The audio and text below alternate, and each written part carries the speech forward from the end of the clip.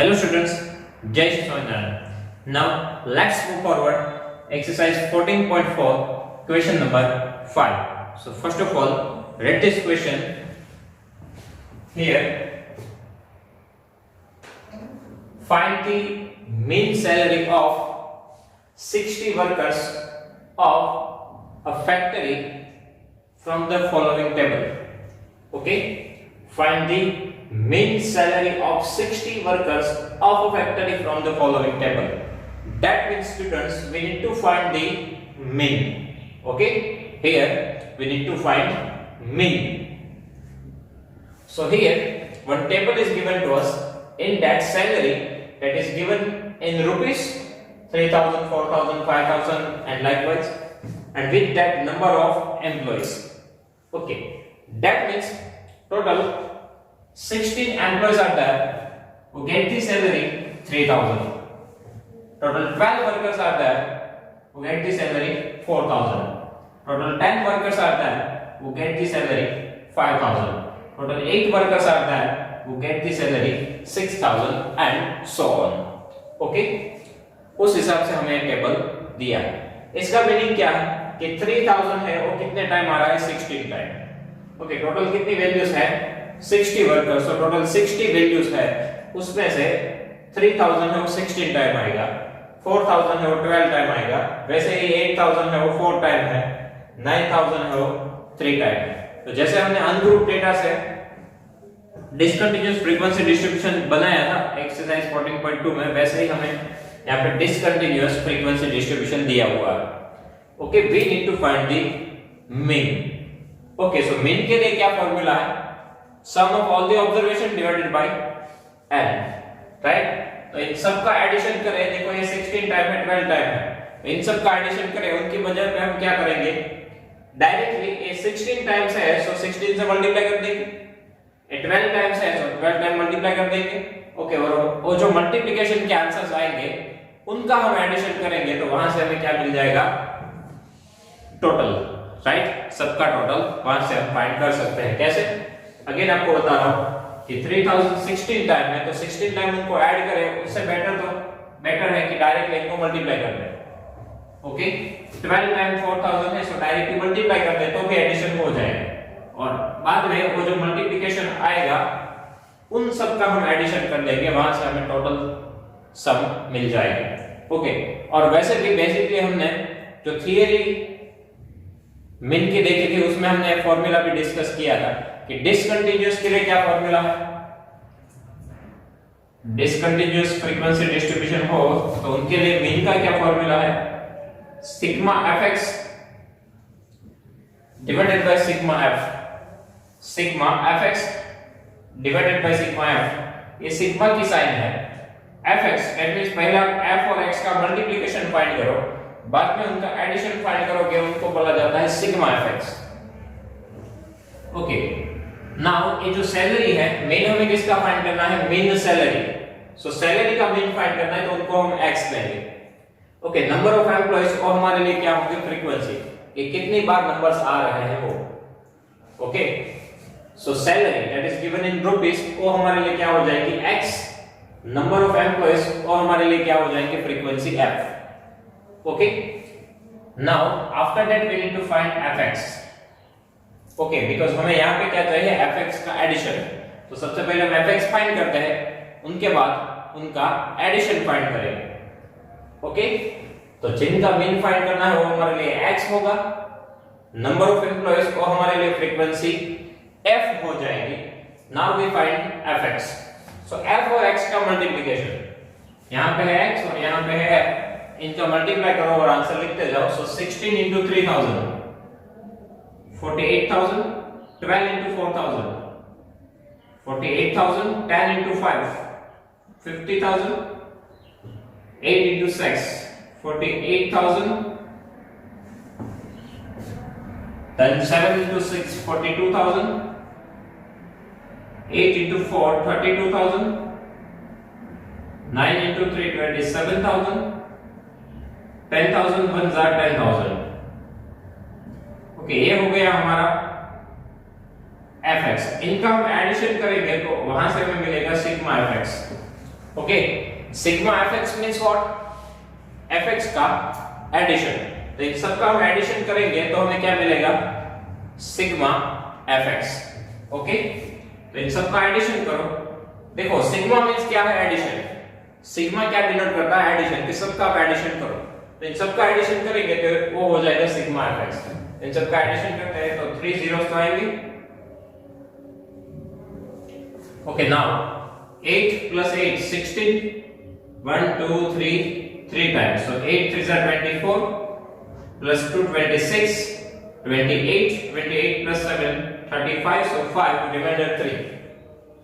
Okay, now 3 plus 4 7, 7 plus 4 11, 11 plus 5 16 plus 4 20 plus 4 24 plus 3 27 plus 2 29 plus 1 30. So here our sigma fx is 3,05,000. Okay, this is our sigma fx. Now in denominator we want sigma f. Sigma f, that means f का addition. Okay, sigma f means what, frequency f का addition, वो हो जाएगा sigma f। Okay, so sigma f, हम frequency f को add करेंगे तो वो हो जाएगा हमारे लिए सिग्मा f। सो इन सब को ऐड करो। सो स्टूडेंट्स यहाँ पे पहले ही दिया है कि 60 workers, so total number of workers कितने होंगे, 60। देखो क्वेश्चन में डायरेक्टली दिया है कि 60 वर्कर्स है, सो टोटल एम्प्लॉइज कितने होंगे, क्योंकि हम एम्प्लॉइज का ही एडिशन कर रहे हैं, राइट। सो टोटल एम्प्लॉइज कितने होंगे, 60। सो डायरेक्टली पता चले तो हम लिख सकते हैं, अदरवाइज इन सब का आप एडिशन करोगे तो भी आपका आंसर आएगा 60। Okay, 16 plus 12 28 plus 10 38 plus 8 46 plus 6 52 plus 4 56 plus 3 59 plus 1 60। Okay, तो एडिशन करोगे तो भी आपको 60 मिल जाएगा, अदरवाइज डायरेक्टली भी यहाँ पे दिया है। कभी-कभी कुछ क्वेश्चन में ऐसा दिया होता है, सो वहां से डायरेक्ट हम लिख सकते हैं। ओके, नाउ ये जो वैल्यूज आई उनको यहाँ पे पुट कर दो। So sigma fx, न्यूमरेटर हमारा क्या आया, 3,05,000 divided by sigma f, that is 60. Okay, so 0 0 cancel. Now here इनको हमें 6 के साथ डिवाइड करना है, so 30 divided by 6, so 6 5 है। आफ्टर दैट यहाँ पे 5 है, 5 का डिवीजन 6 के साथ पॉसिबल नहीं है, so एक 0 लो और एक और डिजिट यहाँ से नीचे लाओ।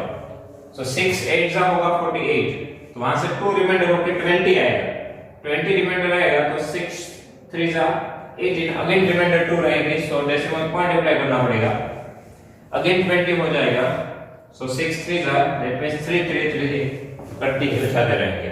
ओके, डिवीजन आपको डायरेक्ट ना पता चले तो आप अपने हिसाब से रफ वर्क में, रफ पेज में डिवीजन करो, आपका आंसर यही आएगा 5083.33 रुपीस। ओके, तो इसमें हमने क्या करना है, सैलरी वो हमें दी है, हमें उनका मीन फाइंड करना है, तो उनको हम देंगे x, which that we have number of frequency, that means number of employees.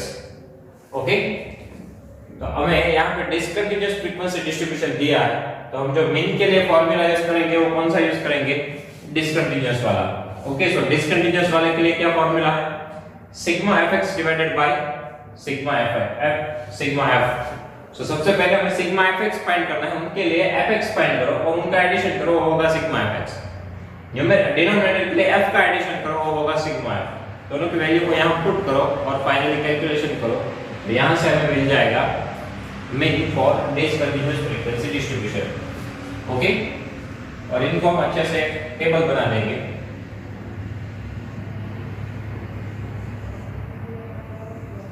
Bye using pencil and scale, आपको पेंसिल और स्केल का यूज करके अच्छा सा टेबल बनाना है, तो इस वजह से हम मीन का आंसर फाइंड कर सकते हैं। सेकेंडली हमें मीन का यूनिट भी लिखना होता है, यहाँ पे दिया है रुपीस, तो यहाँ पे भी हमें लिखना है rupees. Okay, now let's move forward, question number 6। So here give an example of a situation in which the mean is an appropriate measure of central tendency. Okay, give an example of a situation in which the mean is an appropriate measure of central tendency. Okay, mean appropriate measures हो वैसा हमें example यहाँ पे लिखना है। Okay, तो mean appropriate क्यों हो सकता है, तो उनका रीजन है कि mean is suitable measure of central tendency because every term is taken in calculation. जब भी हम मीन फाइंड करें तो सभी नंबर्स का यूज होता है। मीडियन में क्या होता है, एग्जैक्ट जो सेंट्रल वैल्यू है उनको ही डायरेक्ट उठाया जाता है। मॉड में क्या होता है, जो सबसे ज्यादा बार रिपीट हो उनको ही लिया जाता है। बट मीन के लिए क्या किया जाता है, सबका एडिशन, राइट। मीन के लिए क्या होता है, सभी नंबर्स का एडिशन। सो हम ये बोल सकते हैं कि मीन फाइंड करना हो तो हमें सभी वैल्यूज की जरूरत पड़ती है। तो वही यहाँ पे है कि mean is suitable measure of central tendency because every term is taken in calculation. सभी टर्म को इन्वॉल्व करना ही पड़ेगा कैलकुलेशन के लिए।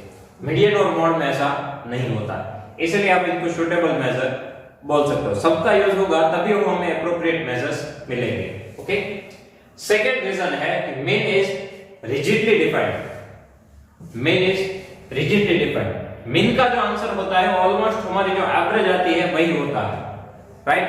कभी कभी ये हो जाता है कि सेंट्रल वैल्यू बाकी सब ऑब्जर्वेशन से थोड़ी दूर हो, सो मीडियन का आंसर जो आता है वो एवरेज से दूर चला जाता है।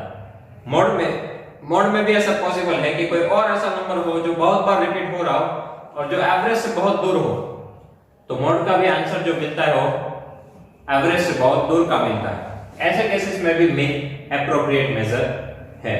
ओके, मीन क्या है, प्रॉपर एवरेज देगा। मीडियन में क्या होता है कि काफी बार वो बाकी सब नंबर से बहुत ही दूर की वैल्यू होती है, तो वो मीडियन का आंसर आ जाते हैं, तो प्रॉब्लम क्रिएट करता है। मॉड में भी ऐसा पॉसिबल है, कुछ नंबर्स बार बार रिपीट हो रहे हो बट एक्चुअल ऑब्जर्वेशन से काफी दूर हो, तो भी मॉड का आंसर जो है वो रॉन्ग आने के चांसेस है। ओके, राइट तो आता है बट ट्रस्टेबल नहीं रहता। सो यहाँ पे मीन एप्रोप्रिएट हो, उनके रीजंस क्या है, क्योंकि सभी ऑब्जर्वेशन का यूज होता है, वो अच्छी बात है, और रिजिडली डिफाइंड है। और हमने यहाँ पे एग्जांपल भी दिया है कि marks obtained by 9 students are 10, 15, 14, 18, 26, 24, 20, 14 and 27। या आप रैंडमली कुछ भी ले सकते हो। इनका मीन फाइंड करोगे तो आंसर क्या आएगा, 18.67। इसमें मतलब पॉइंट भी इधर उधर नहीं होता, जो एग्जैक्ट आंसर आता है वही हम यहाँ पे लिखते हैं। पॉइंट में आएगा तो पॉइंट में। ओके, सो दो रीजन हुए यहाँ पे कि सभी ऑब्जर्वेशंस का यूज होता है, और second mean is rigidly defined. Okay, now यहाँ पे सेकंड इंटरनल क्वेश्चन देखो। फर्स्ट में क्या था, give an example of situation in which mean is appropriate. Now mean is much affected by the extreme value but median is not much affected by this. Okay, जो भी हमारे measures of central tendency आए उन पे and points की effect ज्यादा नहीं होनी चाहिए, कि एंड में कुछ आप ऐड करो तो उनसे एवरेज पे इफेक्ट नहीं आनी चाहिए, तभी वो बेस्ट मेजर होगा।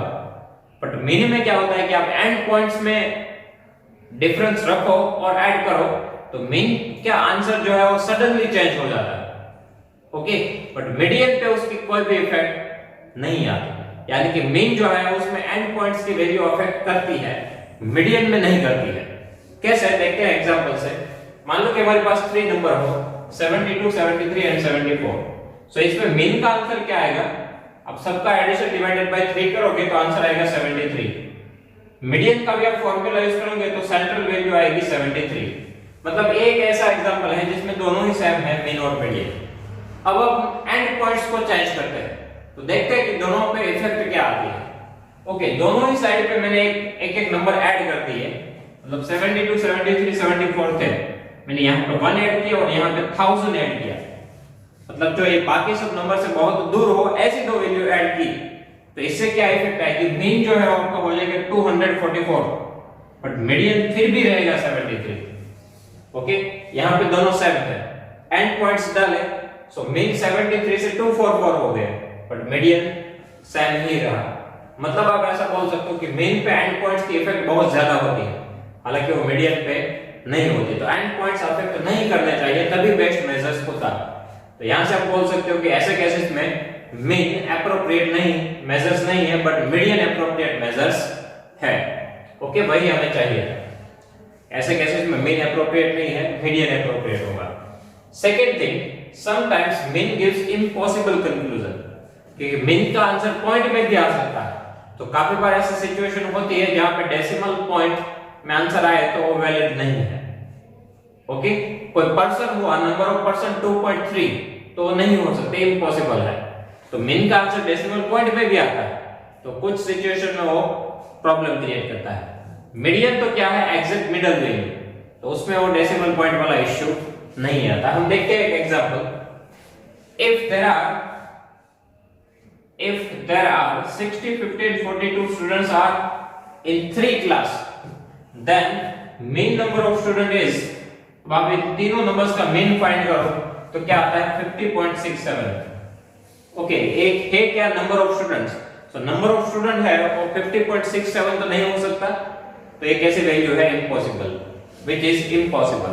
बट फिर भी यहाँ पे मीडियन देखो तो एग्जैक्ट क्या आएगा 50, तो मीडियन का आंसर यहाँ पे प्रॉपर आया, मीन का आंसर प्रॉपर नहीं आया। तो ये भी एक ऐसा केस है जहां पे मीन एप्रोप्रिएट मेजर नहीं है, मीडियन एप्रोप्रिएट मेजर्स है। ओके, तो पहले जो क्वेश्चन था उसमें क्या किया, मीन एप्रोप्रिएट को वैसा एग्जांपल दी, रिजिडली डिफाइंड है, सभी ऑब्जर्वेशन का यूज होता है। फिर हमने ऐसा एग्जांपल दिए जिसमें मीन एप्रोप्रिएट मेजर नहीं है बट मीडियन एप्रोप्रिएट मेजर है। तो ऐसा हमारे पास दो चीजें थी कि मीन पे एंड पॉइंट्स की इफेक्ट ज्यादा होगी, एंड पॉइंट्स आप ऐड करोगे तो मीन सडनली चेंज हो जाता है। ओके, मीडियन वही का वही रहता है, मतलब वो स्टेबल है। ओके, तो ऐसे केसेस में मीन एप्रोप्रिएट नहीं है, मेजर मीडियन एप्रोप्रिएट है। Now second case, some time mean gives impossible conclusion, काफी बार इनका आंसर पॉइंट में आता है जो पॉसिबल नहीं है, राइट। बट मीडियन तो फिर भी जो आपके नंबर्स हो उसी में से कोई एक होता है, मतलब उनका आंसर प्रॉपर आता है। तो ऐसे केसेस में भी मीडियन प्रॉपर मेजर है, मीन नहीं है। Okay, so students, here our chapter number 14 is complete. Okay, so now if you have any doubt in this chapter, please write down in comment section. I will give you the answer. Thank you so much.